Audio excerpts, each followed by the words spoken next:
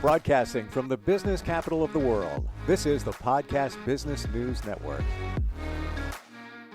I'm going to give you a statement. This is something I learned a few years ago, and it's pretty much changed my life. I govern my life through this one phrase.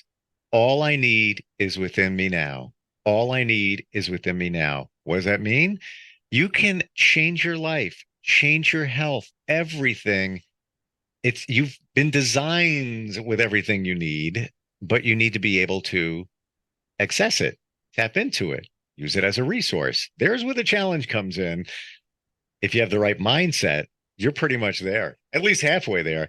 And she's somebody that helps people all the time with this. She is a life coach with a passion for the power of the mind and the mindset. And we're going to get into her head, if you will, today and learn more about Trinity Baker and how she can help us all. Welcome. How you doing? Steve, thank you so much for having me here. Oh my gosh, what an intro. Isn't that the truth? And I don't think that the people who need to know how powerful our mindsets are and that we do have everything within us, they don't know that power. And so that's literally what I'm passionate about, is getting that message. That quote is beautiful, beautifully said, and so powerful. Took me years to learn that, and I wish I found somebody like you, because then it would have been a very short time to learn that. Yeah. Yeah. I mean, my client, you literally say exactly what my clients say within the first couple of weeks of their coaching with me is, where were you 10, 20, 30 years ago? Because it's life changing. We can change everything in our lives, around our lives, what we manifest, what we bring to us, what we want. But what we do is we try to change the outside when we really need to just harness what's within us. And the amazing part is that if you're here, if you're listening, if you are alive and you have a life and you're living it, you have exactly what you need to do all that. And it's a journey. You learn things along the way. Can I share what I recently learned? Please do. Okay. I'm always running. I'm hooking up, hanging out with people, doing this, doing that. I keep myself busy. It's fun. I love it, blah, blah, blah. I never really take any time to do nothing. Mm. And I always viewed taking that time almost counterproductive. Like, you're just being a slug. You're just laying around, and I have friends. I have a lot of women who are friends, and they'll say, yeah, just laying in bed all day today. And I'm like, really? Hey, wow, what's going on? And this is full disclosure, this is only in the last like 2 months. Okay. Where I've tapped the brakes. And part of that was, some little health issues cropping up, i.e., stress, right? And I'll take the time, especially on a weekend, like a Saturday or Sunday morning, and do nothing. I'll lay in bed. I'll get my phone, DoorDash, Dunkin' Donuts, bring me a coffee, please, and a breakfast sandwich. And I just chill and do nothing, because I realized, Trinity, that I am doing something. Duh. I'm recharging my body, allowing clarity, being able to think and come up with ideas. But I looked at it completely in the opposite way. And I don't want to say I was wrong. Everything's a learning experience, but we realize these things. But you know what? That's what society teaches us, Steve. I mean, I was a nurse working 14-hour days, and I was lucky to get one 20-minute break in a crowded parking lot in the middle of the city, if I was lucky. And so it took me a long time. I love that you discovered this 2 months ago. Every day that you live by that, I think is just such a quality day. Like, it's so amazing. And that looks different for everyone, right? Like, laying in bed, ordering DD that is perfect for you. Mine looks totally different than someone else's. And I think that that's so important, is that we find what that looks like for us. And it also varies, right? I mean, we go through different chapters of life. So if you're not getting that fulfillment, that might work for you for a couple of weeks or months, and you might start to feel off. Change it up, have different options of what that looks like. And I think that's the most important part, is knowing yourself, discovering yourself, because a lot of people don't even know what that looks like. That was my challenge. I didn't. And in a lot of areas, until I started figuring it out. And I guess adopting a mindset, but it took me, I want to say, 2.5 years to kind of, in the last 2.5 years to kind of really figure it out. This word mindset, it's big now. Broadly, what does it mean? Mindset it is a loaded word, especially because it's so powerful. I look at mindset as a couple of things. Mindset is really your emotions. Mindset is how you look at things, so your perception. Mindset is the resilience that you build as you go through life's challenges, life's journeys, that roller coaster that we all ride every single day. So mindset is a combination of things. What mindset is really the control that you have. Because if you think about it this way, and I love asking this question, is what do we have control over? Yeah, literally nothing, right? Other than our mindset, other than the way we look at things, the way we perceive things, the way we work through things, the way we look at challenges as growth versus these big roadblocks and barriers and things that set us back. The only thing we have control over in this world, in this roller coaster of life, this journey that we're blessed with, is our mindsets, the way that we work through these things, the joy that we find in things, right? I love the question of always asking, how can I enjoy this more? You can ask that question any point of your day in anything that you're doing, even the really crappy stuff. And I think when you realize that, that's really when you start to think, okay, this is what mindset is, because these things are going to happen. Things that we can't control are going to happen. It's people, it's places, it's events, it's situations, it's the world. It's around us and it's always going to be happening. So why not thrive through it versus surviving through it? And that's what I create in my mindset coaching, is learning how to thrive through life versus just surviving. How many people do you meet who you are like, hey, how you doing? They're like, surviving. Okay, Getting listen. by, getting by, or living the dream, which means you're really not. No, and we're not here to survive. I mean, maybe like back in the caveman years, we were here to survive, right? Yeah, That fight or flight where we needed to literally survive every day. But we're not animals in the wild. We don't have predators constantly on our back. So we don't need to be surviving. We're made to be thriving. And if you look at someone's life, it really is short. By the time that we start to be able to make our own decisions and create our own future, create our own current, we don't have a long life to live. So why not live it in complete thrival mode? Like, I take people out of survival mode and I put them into thrival mode, and then I teach them how to stay there. And it really is the most beautiful things. I have people who are in their 50s, 60s say to me, like, I am so happy that I'm thriving now. Like, the next 5, 10, whatever years I'm blessed with are going to be so much more quality than the years I've had. It's totally. beautiful.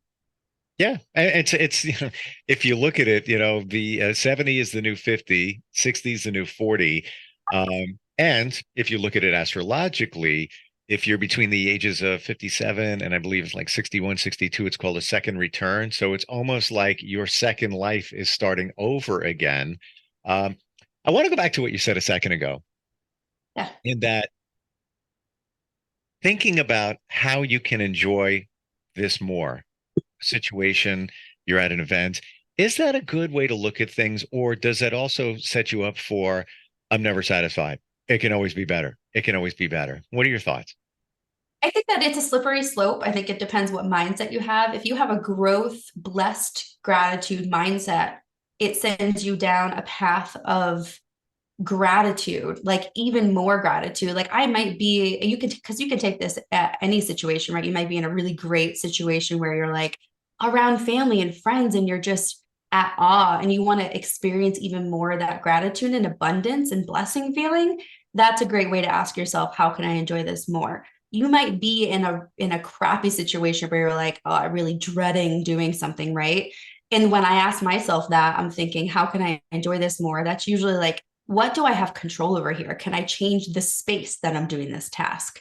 Can I change the people who are with me doing this task? Or really, is it just a mindset shift that I need to make? Like, this is why I'm doing this. This is my why. It's impactful. It's, whatever that the meaning is, maybe it's changing the meaning. But if you're someone who is in a negative space, someone who doesn't harness the power of gratitude in your mindset, asking that question will lead you down that slippery slope of complete misery. And so don't ask yourself that question if you're not in the right spot, because you really have to understand that gratitude, abundance, blessing, like you have to live from that space if you want to be able to enjoy life, period. And so you have to have sort of this understanding of what you can control in mindset and positivity and gratitude to make that question impactful and actually use it to its full advantage.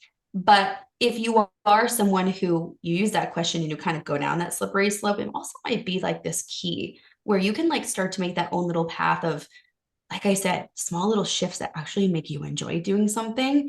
Because it doesn't even have to be something that you're dreading. Some people just need to ask that question, period, to realize how much of a blessing this moment really is.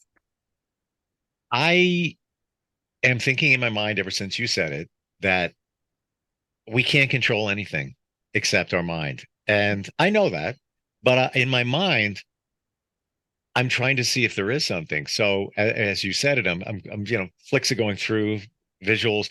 Is there anything that I can control other than that? Uh, but there really isn't. And when life deals you those challenges and you say, oh, this happened to me. What has happened? First of all, you don't want to be a victim. So get that off your plate. But number two is you can control how you react to it. And that's the game changer right there. It's reacting versus responding. And we need to focus on responding versus reacting, right? And so if you think about it, when someone is doing something, saying something, when you are experiencing something, unless we are brain surgeons, unless we are part of a crisis team, we are always given at least a few seconds, 3 to 5 seconds, to be able to respond to someone. If you don't find yourself taking that 2, 3, 4 seconds to think about your response, you're immediately reacting. It's also a great way to know that you're not really listening. You're listening to respond and react versus You're actually listening to you. listen to you, which is so common. Like, and I'm not shaming this. I Yeah.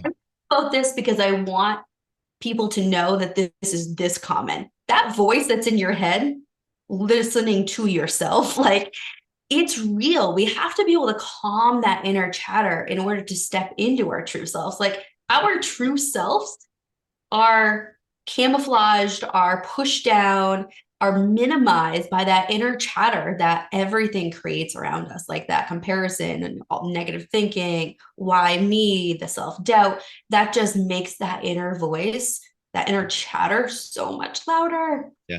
Yep. And it goes right back to you're going to send an email or a text and something has happened. Yeah. Take time and just marinate on it. And I've had this in the last week. A number of things happen. And I took the time, see how it's going to resolve itself. If it didn't the way it needs to, then press the send button. Same thing with a text. Is it kind? Is it show your best side? Is it supportive for all? Is it for the greater good? Yes, you want to curse somebody out. I get it. What's it going to do anyway? It's going to make you feel better. You know what? Take like you're saying, take that time, whatever it is, 10 seconds, you'll feel better after you process it. You will, and it gets rid of that guilt, right? How many times have you sent a message or said something hurtful and you're like, oh, I really didn't want to say that, or I didn't want to say it like that. It allows you to really like take it back before it even happens. Sure. And I love that word, like marinating in it, like really sit with it. It's reflection. That's why like I teach a lot of my clients to do reflection journaling when you want to say something, when you want to write that message or that email or call that person and you're like, oh, you're getting the stomach butterflies and you're like frog in your throat and you feel pulse is going up. Like just take a quick blank piece of paper, back of the receipt, whatever it is, notes on your phone, and we all carry phones these days, and just reflect. Say what you want to say, look at it, read it. That will prepare you for, one, does it need to be said? It will be very clear when you do reflection journaling if it needs to be said or not.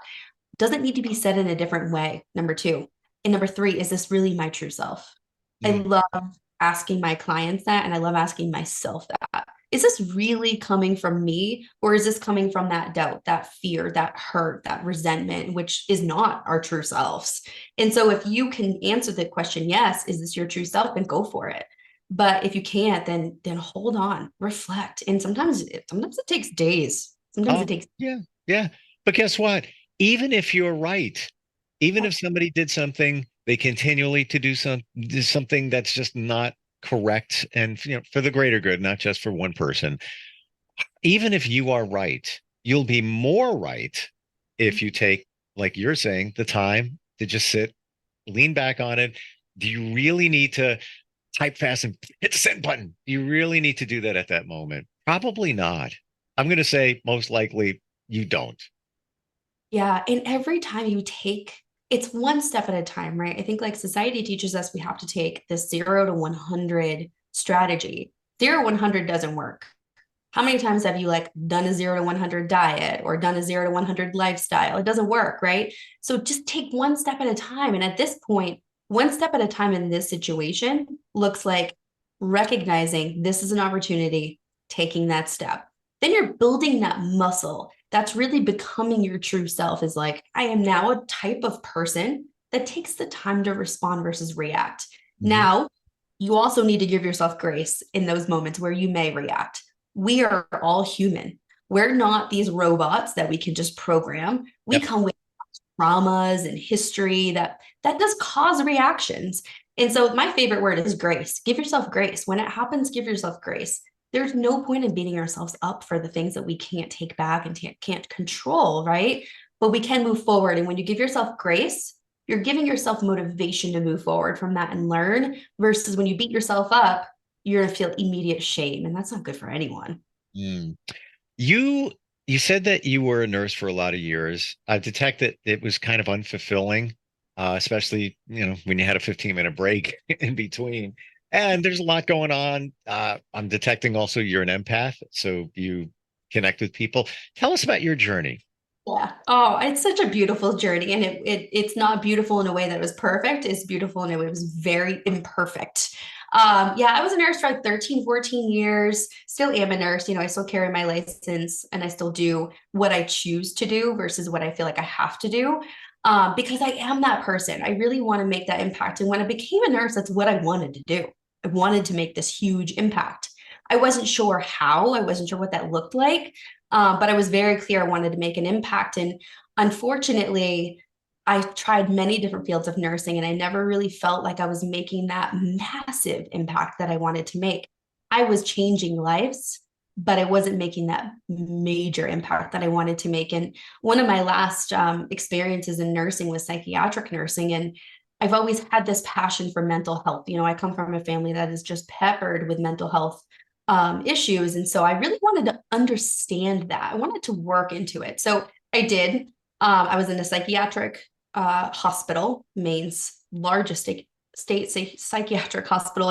And it just was like the complete opposite of what I wanted to do. And I was like, okay, I know I am here to make an impact. I know this is the field I want to work in as far as mental health and mental wellness, but this is not what I want to do. This is not fulfilling. I was working 3 jobs at that point. Like it just wasn't good. And so, I was open to change. And I think that's the most important part, is when you put out to the universe that you're open for change, stuff happens.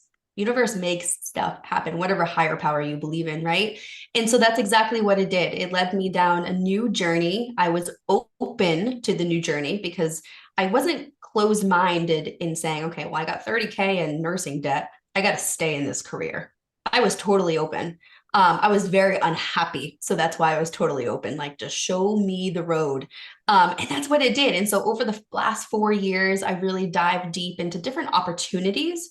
I'm open to any opportunity that comes with me. That's why we're here today, Steve. And so um, I dove deep into really like how I got myself out of depression. How did I get myself out of that anxiety? I used to have such bad social anxiety that I couldn't walk into a room if there was more than one or two people in it. And so here I am doing podcasting. I'm a podcast host myself, motivational speaker, it is incredible where I am today, but it's because I was willing to work through the challenges I was experiencing: depression, anxiety. I felt unstuck. I felt unfulfilled. Because I was able to work through that, I now teach other people how to do that. I bring people out of those holes because I thank God I knew how to get myself out of that with everything that I was taught. But there's a lot of people that don't. And so I truly feel led to this. And this is why we're here today, because it is an impact I want to make. I want everyone to know that the way you're feeling today does not need to be the way you're feeling tomorrow, does not need to be the way you're feeling next year, 10 years from now, 20 years from now. Let's thrive, you know? Mm. I'm seeing a visual of you with all the stuff that was kind of weighing you down. And wow, I can't believe you're you and you came from here. But it seems like the best description I have is you had chains on you and you just getting pulled down by, be it depression, be it your job situation and all of that. And finally the change came off and you were able to be you, blossom the real you out there. And yes, if you're open to change, I'm going to say it, I'm open for change right now. It's almost as if you're saying, like that song, Jesus Take the Wheel. It's like, you drive, man. It's okay. And if you're not religious or whatever, universe, take the wheel, drive. I'm good. Right? Anything. And I tell my clients, like, I don't care what your spiritual beliefs are, your higher power beliefs, I'm there with you. Whatever you want to call it, I'm there with you. But the most important thing is that you have it, because that allows you to know you're not alone. And that is the most important thing on this journey of life. We're not alone, and you have to have the right supports, whether it be a quick support like a coach, couple of weeks, couple of months, whether it be a long-term friend, whether it be a therapist, whatever that support is for you, that's wonderful. But make sure you know you are not alone, and it is a proactive support, right? A good support. I can't believe you're saying this. We're just about out of time, but in my journey, 2 weeks ago, I joined a men's group. I would have done that. Somebody I respect, suggest he was my sponsor. Um, it's not like a call. They're not, initiation dues or anything like that. And this week, the last meeting we had, that's what we went around the room and saying, what are you alone in? What are you alone in? And all different views, of what what people are dealing with, guys are dealing with. And it's refreshing to see that we're all dealing with a lot of the same stuff. It's kind of crazy. So true. So true. It's so important. I love that for you, Steve. I think everyone should have that support in some way, somehow, if not a lot of it, right? Like, one is great, but let's just like flood our lives with a bunch of support, like-minded people who are going in the right direction. Yeah. Uh, how do we change our directions for you? Oh my goodness. Okay, so the easiest way is to find me at my website, which is easy, thetrinitybaker.com. You can find me in all major social media platforms. Same thing, the Trinity Baker. I post so much inspirational, positive content. So if you're looking for some instant inspiration, go find me on your favorite social media platform. But I also have a free training because I am so passionate about this. I want everyone to access the power of their mindset in 5 quick days. All you got to do is text my mindset to 85100 and you'll get my free 5-day training. Super cool. Wow. Refreshing talking with you. Your energy is like literally off the scale. Your passion is off the scale. Um, and I wish I learned all of this stuff or you years ago because I don't want to say I did it alone. There were, people around, but I didn't do it in a very focused way that somebody can do it with you. And there's still, we're on journey. Still got more to work on. Still more coming up. Absolutely. Thank you so much, Steve. I'm looking forward to seeing you again soon. Yep, absolutely. We'll be right back.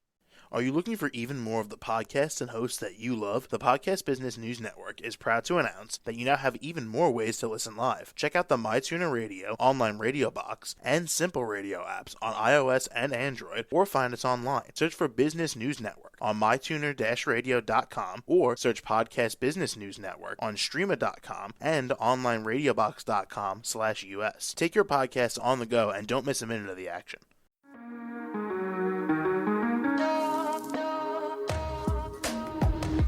Broadcasting from the business capital of the world, this is the Podcast Business News Network. For nearly 2,000 severely injured veterans, everyday life has become filled with barriers. Day-to-day simple tasks can become pretty daunting. I have to carry my chair up 2 flights of steps or have somebody do it for me. What scares me the most is just the falling. When I'm struggling with my house, I think, to have that one great barrier just knocked down, it's crucial. Home for Our Troops is a wonderful nonprofit that builds a Mortgage-free, fully adaptive, handicap-accessible house. And there's no catch. It'll be our very first home that we've ever owned. This is a game changer. This is where your life begins again. We need you to join us in completing this important mission. Please visit hfotusa.org and help build homes and rebuild lives. Because of you, everything's going to be okay.